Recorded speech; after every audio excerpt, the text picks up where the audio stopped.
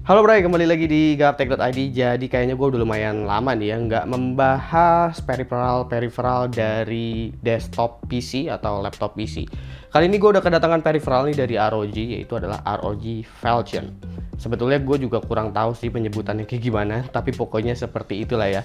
Ini adalah mechanical keyboard 65% yang dimana gua sih sebenarnya bukan pengguna keyboard 65%, karena menurut gua keyboard 65% tuh ada satu step lebih gitu pas kita lagi pakai keyboardnya. Untuk mencet F1 sampai F12 aja kan kita perlu nambahin Fn lagi. Pokoknya tombol Fn tuh jadi sering banget kepake kalau misalkan kita menggunakan keyboard 65%. Jadi first impression gua emang ya sepertinya sih kalau gua pakai keyboard ini untuk sehari-hari kayaknya gua bakalan agak sedikit kerepotan karena harus beradaptasi lagi, karena gue biasanya selalu menggunakan keyboard full size setiap bekerja. Tapi itu kan urusan persepsi ya. Mungkin kalau kalian itu adalah seorang entusias mechanical keyboard, kayaknya rasa satisfyingnya itu akan berasa lebih kalau misalkan kalian menggunakan keyboard bertipe 65% ini, karena bakalan lebih banyak tombol yang kalian pencet. Seperti halnya yang tadi gue contohin lah, tombol function atau Fn itu lebih sering digunakan. Jadi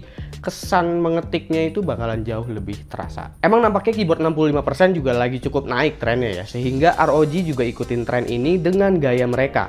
Gue rasa keyboard ini emang buat orang-orang yang emang fans banget sama ROG, tapi kepingin ada keyboard 65% juga. Bentuk sekilas sih ya keyboard 60% nggak ada yang aneh-aneh ya.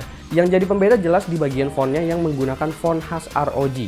ROG Falchion ini menggunakan switch Cherry MX.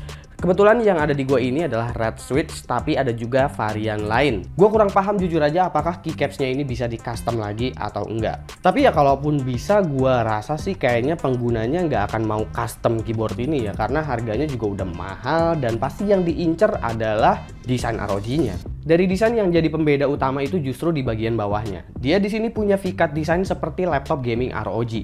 Dan karena ukurannya sekecil ini, sekilas dari belakang kelihatan kayak backplate kartu grafisnya. Mungkin ini bisa dikira VGA card sama orang kalau misalkan dia nggak tahu.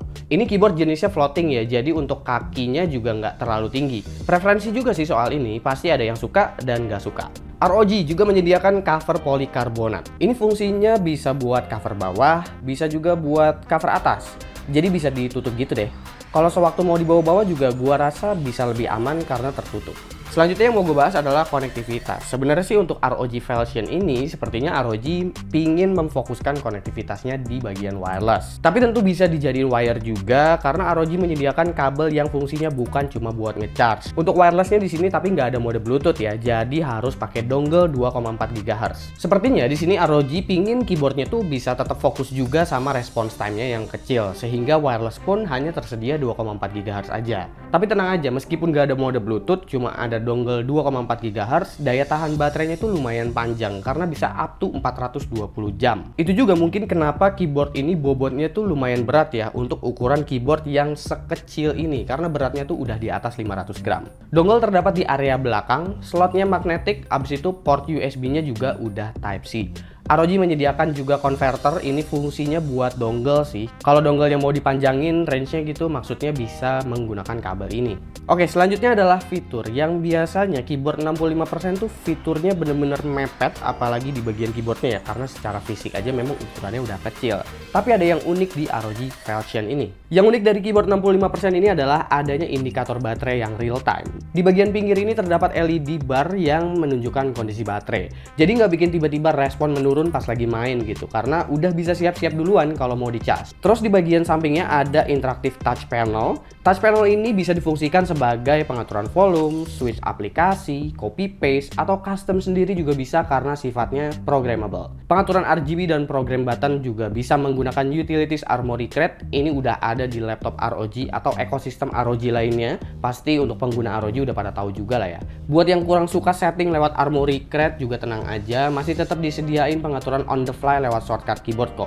Dan tetap bisa save ke onboard memory hingga 6 profile. Gue pribadi juga bukan tipikal pengguna yang terbiasa mengetik menggunakan 10 jari. Ngetik tuh yang penting ya asal kena aja. Jadi gue juga udah lumayan beradaptasi sih sedikit-sedikit untuk sering-sering menggunakan tombol Fn, karena gua biasanya aktivitasnya itu apalagi kalau misalkan lagi ngetes-ngetes hardware, kalau pakai keyboard ginian lagi buka BIOS mencet F1 sampai F12 tuh kayak mencet F10, F5 gitu. Itu gue harus mulai membiasakan menggunakan tombol Fn. Tapi kalau cuma sekedar buat ngetik-ngetik biasa sih ya sebenarnya oke-oke aja lah ya. Oh ya, buat suara-suaranya kurang lebih suaranya tuh kayak begini.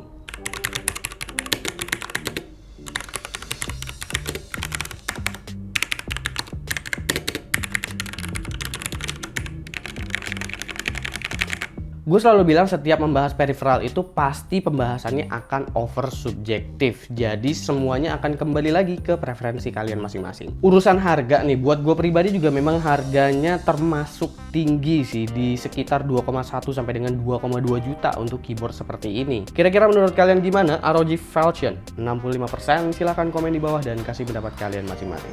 Oh ya, ini adalah setup di kamar gue pribadi ya. Jadi mungkin kalian akan sering lihat gue syuting di tempat ini kalau misalkan setup show off udah tayang.